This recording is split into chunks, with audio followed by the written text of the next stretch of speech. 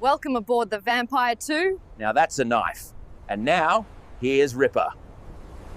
Hey team, this is Ripper here. You guys doing fantastic today. Got a fun video with the Vampire 2. Haven't used this ship in a while, and let's actually take a look at it and see how it does in 2025 and see how I play it and analyze. Man, is this thing still powerful in World of Warships today? And has it been power grabbed? And then we'll take a look at the playstyle, tactics, techniques, and procedures. But as always, before we begin, like, subscribe, button below. Appreciate all the supporters of the channel. If you see value what we're doing here, smash those buttons, leave a comment, and thanks for stopping by. And we appreciate your support. And I hope you enjoy the show and get something out of it. All right, Vampire 2, Commonwealth destroyer, kind of similar to the Daring kind of style hull. The only thing is it sacrifices one torpedo tube, or I'm sorry, launcher, for reload. And as you can see, the base reload already is down to like what we can get it here to build is 2.1 seconds, which is pretty dang phenomenal. And the only other gimmick is the crawling smoke, which really is kind of like that, you know, hey, you're moving at a quarter speed. You're progressing along. You can shoot and spam from smoke. That's pretty much the gimmick, as you probably already heard about crawling smoke. And, of course, 5-kilometer hydro, which I really don't use anymore with the advent of 6-kilometer hydro, radar, spotting, submarines. It really doesn't work too much because you're going to reveal yourself and risk your ship too much to get in those close engagements at 5 kilometers and engine boost, of course, as well as just there's no heal. And that's what I've always said is if there's no heal, then you can't be, you know, I guess you could say forgiven for all the mistakes you make as a aggressive destroyer player. And that's why I like Daring more, because Daring has the heals. You can go in, fight, do knife fights, and engage a lot better in today's kind of meta and be more, I would say, risk-taking and a little bit more aggressive, because since you're exposed to so much gunfire and, you know, enemy fire, you're going to take a lot of damage. Therefore, even with 24,500 HP, which is okay, you still need the heals to survive the onslaught because everybody's going to fire you, especially me. And people see my name, they already kind of understand who I am and as a YouTuber, and they kind of like, oh, that's all fired Ripper. I think there's also the third-party app where you can find out what's your win rate.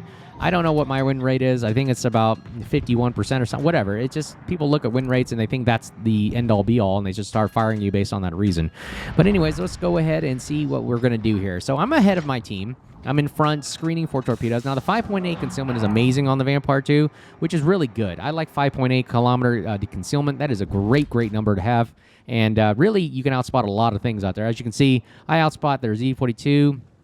I kind of match on with Lucian. And, of course, Jaeger obviously is the only other ship that really outspots us. But who cares? I got guns, speed, hydro, and crawling smoke. So we're going to do that. Right now, we're just spawning for our team. We're going to kind of see how this progresses. Again, be patient. See how we're going to engage this cruiser here. At counter, he's got some guns. I'm not going to worry about him. Now, the Vermont, though, I can spam the crap out of him. And you can see how the crawling smoke works. The hydro is really there to screen for torpedoes while I'm in my smoke.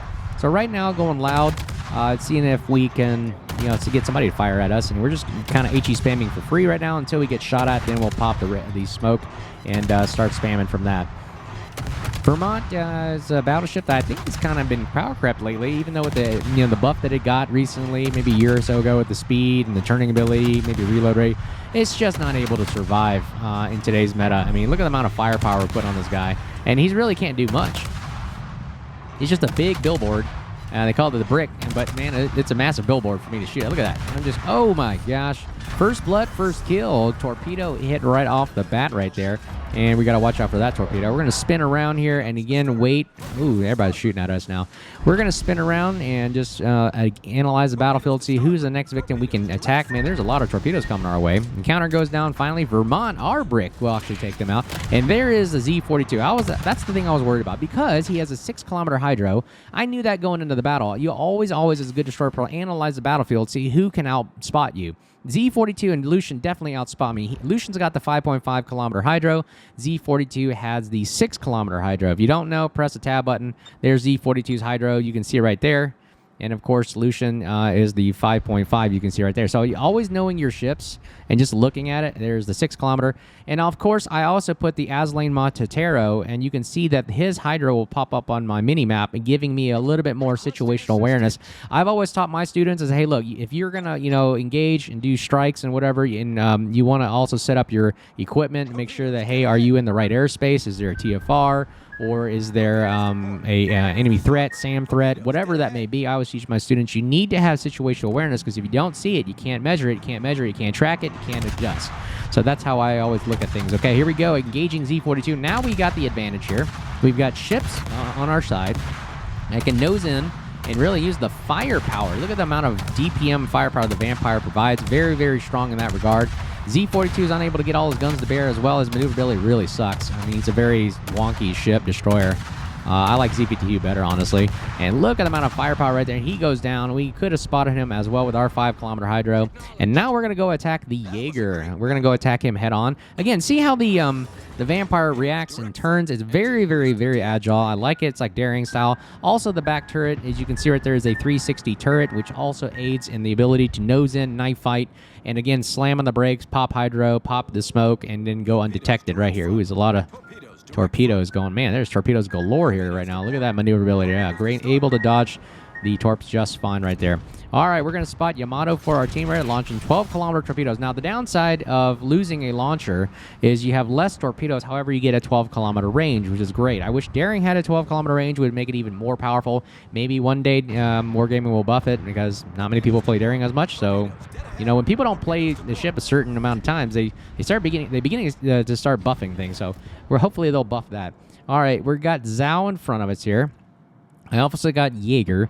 So again, I have a great concealment, 5.8, so that means I can just drive enough, be closer within the Jaeger, enough just to spot him so that I don't get outspotted too long, and I don't have to drive too long into his detection. And I've got the engine boost ready to go. I don't see Jaeger anywhere around, so let's go loud and proud. We'll go ahead and fire AP. AP is amazing on the Vampire too. In the Daring, the British-style AP is amazing. Good angles, good pins, just like Druid. I have also built for, as you can see at the end of the video, for AP, so advanced AP will really help out. We take a massive hit right there, but Zhao, watch this, will turn into his left or weak side, and then forces him to begin to expose more of his broadside. So doing the zigzag pattern really works out when the destroyers watch. I'll turn back in, and then I'll notice that the shells go behind us. Ooh, there are the torpedoes from Jaeger. That's why it's always good to go zigzag patterns, because you got torps coming at you, you get people shooting at you. You can also throw a lot of the enemy's maneuvering off balance, because now you notice Zhao has to readjust, and now half of his guns are not in position to fire because we're zigzagging back and forth along his bow and his stern. It's just too much for him. So you notice he's going to be wasting all his time firing at us like this. We're drawing fire from the Jaeger as well. As you can see, exclamation point going off. Let's see if we can get this kill, and bam! Zhao goes down. He's burned to death into a crisp, and we got our second kill. Now we're going to engage the Jaeger here. Let's see if we can get close to him. He's already spotted us. If we can get a little bit closer, our guns will be a little bit more accurate here. And, oh, wait, actually, this is pretty good. All right, watching the HE right here. I love the HE and the AP. Let's switch AP if he's going full broadside right here, and we can get some nice shells. If he angles, then we'll have to go back to HE. All right, he's angled right there. All right, let's switch back to... Let's got the Hydra up in case he launched torpedoes. As we'll switch back to HE right now. And let's see if we can get somebody to spot him for us. Ah, there we go. We got somebody spotting. All right, let's fire the front two guns. Front two guns alone are already pretty strong with the 1.9 second reload. Pretty nice right there. And so far, so... Ooh, can we get this? Yes, there it is. Splash free. Lucky steal kill right there at the last minute. Sorry. Had to do it. 3 kills right off the bat right there, and now we pretty much mopped up the floor. With a Vampire on the flank, you can really win games right here. All right, let's see if we can nail this Closet. Now, look at now. This is an example of the fire reload rate of the Vampire 2 right here. A lot of DPM, a lot of firepower. Starts fires galore. As you can see, there's one right there. And we're really just aiming for superstructure, and you can hit a lot with a 1.9 second reload. And man, oh man, again, we have the smoke in our hip pocket in case we need to go undetected. So you always have abilities to egress the area or disengage from an unsafe situation right here. But again, I feel like we're okay. We're going to just keep on spamming right here. Oh man, do I get another torpedo hit? And these torpedoes, I'm telling you, they sneak up out of nowhere. We're getting shot at here. We'll pop the smoke to go undetected. And, ooh, can we get a torpedo? Come on, baby. Get that torpedo. Last hit there. And, yes. We get a torpedo hit. And here's the power of the AP right here on the broadside cruiser. And, boom, there it is. Splash 4. Can we get a crack into this thing? All right, let's see. We can either shoot... Now, the Burgoyne is pretty weakly armored here. But, again, our shells only pen... The HE only pens about 19 millimeters. So, that's a downside to these guns. So, if you're playing against the gearing, use AP because of that broadside armor plating is 21 mil on the gearing. So you got to use AP. So that's why it's really, you got to be cautious with it. But we're using AP right here to see if we can just get this kill. I'm going to try to melt this guy as fast as I can. Notice the damage we're getting right there. Look at that. Look at that power right there. I was debating should I switch to HE just to get that fire chance, that, you know, extra passive income right there.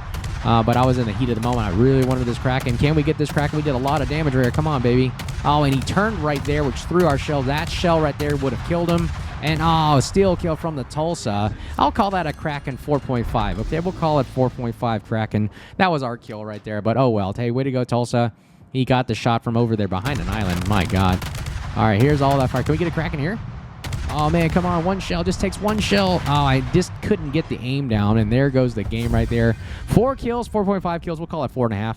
108,000 damage. That's the Vampire in today's 2025 World of Warships. What do you guys think? Is it worth it? And it's in the, obviously, it's a little expensive since you got to go in the Army and get the Research Bureau stuff, but, hey, I think it's fun. It's engaging.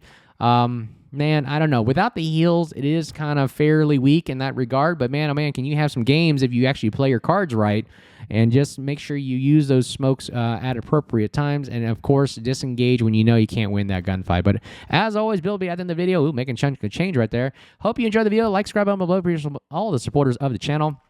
Smash those buttons, leave a comment. Thanks again. And then if you see me out there, make sure you say hello, and I hope you have a great day. Take care. Cheers.